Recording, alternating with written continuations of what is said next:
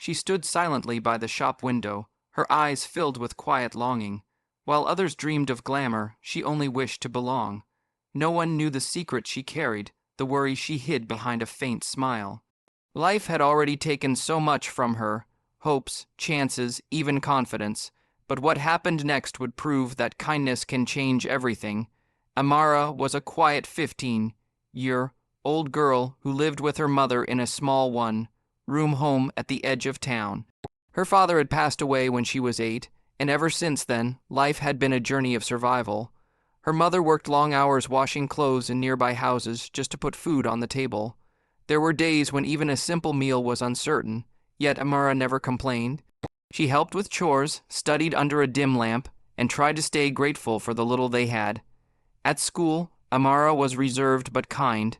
She was not the kind of girl who drew attention, yet people liked her for her gentle nature. Her uniform was old, her shoes worn at the edges, and her backpack had been stitched more than once. Still, she carried herself with humility, trying her best to blend in so no one would notice the things she lacked. One afternoon, the school announced its annual cultural day. Students would get to wear dresses, perform, and celebrate. Everyone buzzed with excitement, especially the girls in Amara's class. They spoke about colorful outfits, jewelry, and hairstyles. Some had already started planning with their families. Amara listened from her seat, smiling softly but saying nothing.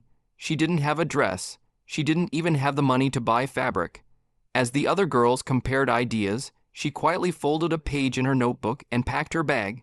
She knew she couldn't tell anyone that she wouldn't be able to join them. On her way home, she passed by a clothing shop. In the window hung a simple peach-colored dress with delicate lace on the sleeves. She stopped for a moment, staring at it through the glass. It wasn't fancy or expensive, but to her, it looked like something from another world. She imagined wearing it for just one moment, then reminded herself that dreams like that were not for girls like her.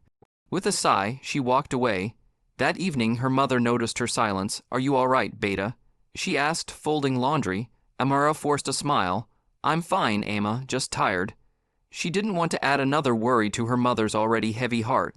She finished her chores, ate a small dinner, and lay in bed staring at the ceiling.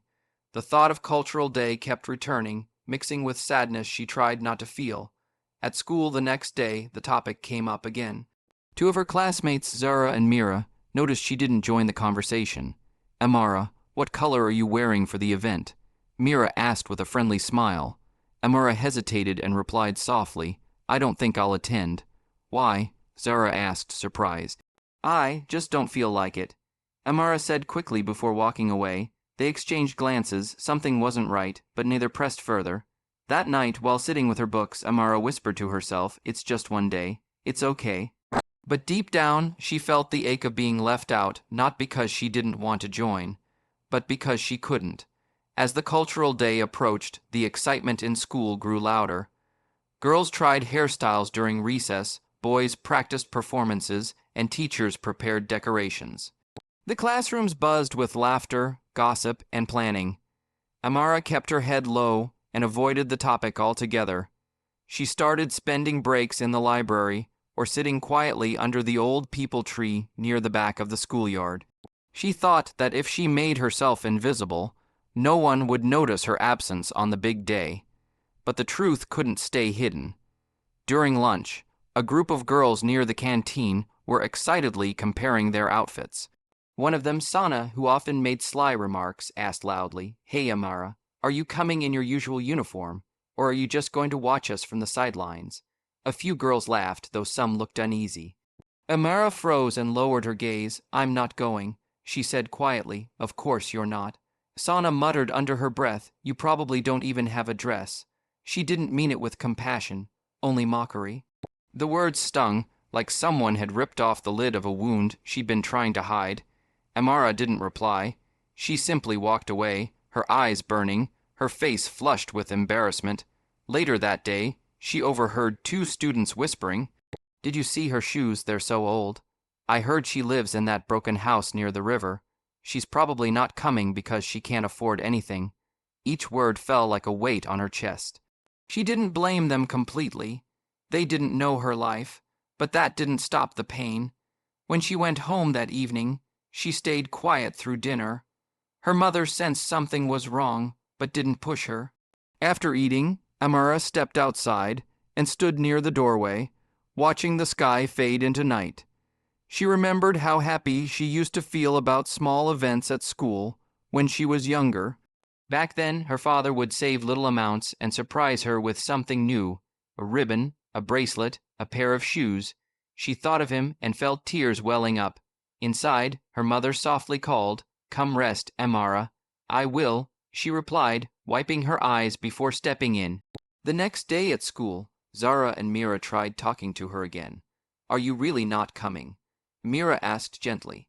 Amara forced a smile. "I'll help the teachers set up, but I won't dress up."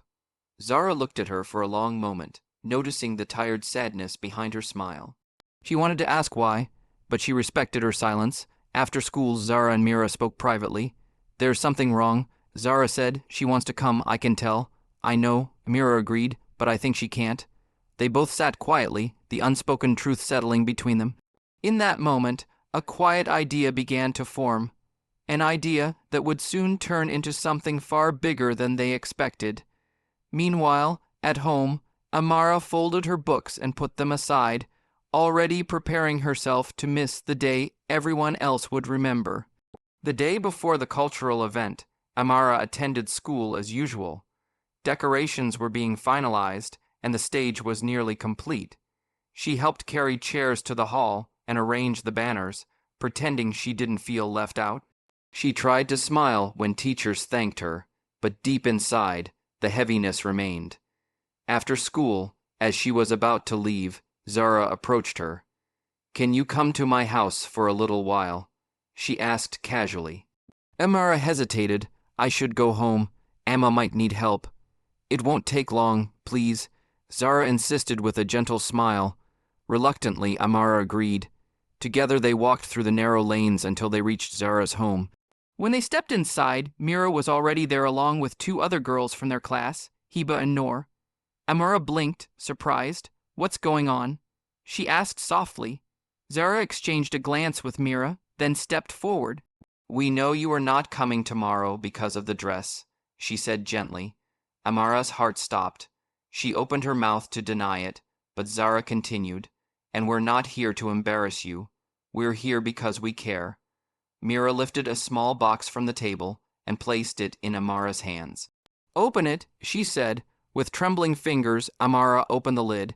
Inside lay a beautiful peach-colored dress, the same one she had seen in the shop window. Next to it were matching shoes and a pair of delicate earrings. For a moment, she couldn't speak. Her eyes widened as her throat tightened. How did you?" she whispered. Heba smiled shyly. "We pooled our pocket money and asked the shopkeeper for a discount. He helped too when we told him why." Noor added, "We wanted you to feel as special as everyone else." Amara covered her mouth as tears streamed down her cheeks. She had spent days believing no one saw her pain, no one cared. But here they were, proving her wrong. Zara stepped forward and hugged her. "You're our friend. We don't want to celebrate without you." Amara cried quietly, overwhelmed. "I don't know how to thank you." Mira wiped her tears gently. "Just wear it tomorrow. That's enough." That night, when Amara showed her mother the dress, her mother's eyes filled with tears too. She held her daughter close and whispered, "There is still goodness in this world." The next day, when Amara arrived at school wearing the peach dress, the entire class paused. She looked radiant, not just in appearance, but in the glow of newfound confidence. Even those who had once mocked her were left speechless. Her friends smiled proudly as she joined them. For the first time, she didn't feel like an outsider. She felt seen, loved, and included. The day was filled with laughter, music, and celebration. But for Amara, the true gift wasn't the dress. It was the kindness that came with it. Sometimes, the smallest act can heal the deepest hurt. Kindness doesn't always need grand gestures, just a caring heart. Amara didn't ask for help, but love found her anyway. Her friends didn't just give her a dress. They gave her dignity and joy. This is the power of compassion. It changes lives quietly, but forever.